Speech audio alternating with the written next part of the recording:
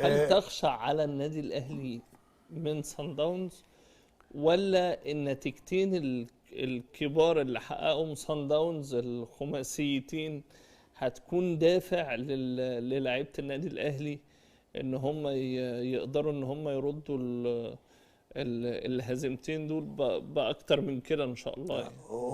هو ده اسلام بلغه الكوره يعني مم. تبان انت لما تبقى مخفق مع فرقه وبتيجي بتقابلها مم. بيبقى دوافعك كلها، بس انت عايز ترد اعتبارك بلغه الكوره، رد ايوه. اعتبار ان انا احترمها، اشتغل، مم. اقدر. رغم ان هم فرقه كويسه فرقه قوي. كويسه وفرقه محترمه بصراحه، وشفنا مم. منهم كوره فعلا في رقي. يعني فرقه في افريقيا بتلعب بهذا السيستم وهذا الاسلوب، فاحنا بنحييها. ونتيجه الشغل اللي هم اتسلحوا من خلاله، يعني هم عندهم مدير رياضي على اعلى مستوى قدر يساعدهم بشكل كبير جدا. اختياراتهم للعيبه المحترفين قدروا برضك مع الخبرات اللي موجوده، لا بقى في تيم شكله مميز. ودي حلاوه انك انت فرقتين كبار مصنفين بهذا الشكل يقابلوا بعض. مم. لكن مهم قوي تجربه الترجي الاول، انك انت هناك عندك نتيجتين ايجابيتين مهمين جدا بالنسبه لنا. مكسب ان شاء الله، ما خدناهوش ناخد التعادل. ودي الاستراتيجيه اللي بيسعى عليها مستر كولر بصراحه. الراجل خلال الفتره اللي فاتت دي مقتنع بيها يا كابتن. بصراحه يا اسلام راجل عقلاني، وراجل بيحب شغله، وراجل فاهم. وبعدين الراجل عارف يلم اللعيبه، العقليه والمنتاليتي بتاعت اللعيب المصري قدر يدخل لها وقدر يتعامل معاها.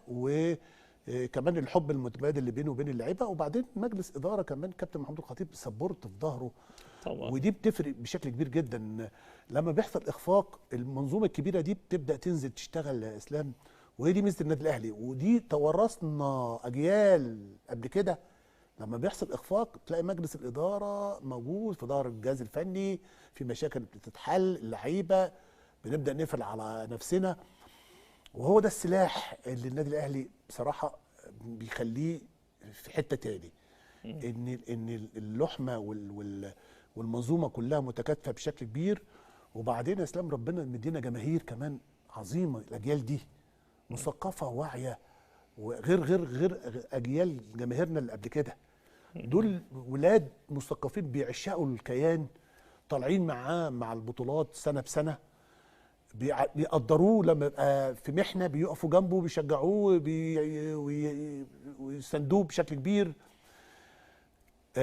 لما بيكسب هم كمان بقوا رقم واحد، مشاركين معاهم في المكسب. زمان كان الجماهير رقم 12، لا دلوقتي بقى رقم واحد صراحه. يعني انا بقول كده. وبيشاركوهم بشكل كبير جدا في معظم البطولات اللي النادي الاهلي بيحققها في خلال هذه الفتره. فتحيه من خلال برنامج جماهير النادي الاهلي العظيمه المحترمه بصراحه يعني.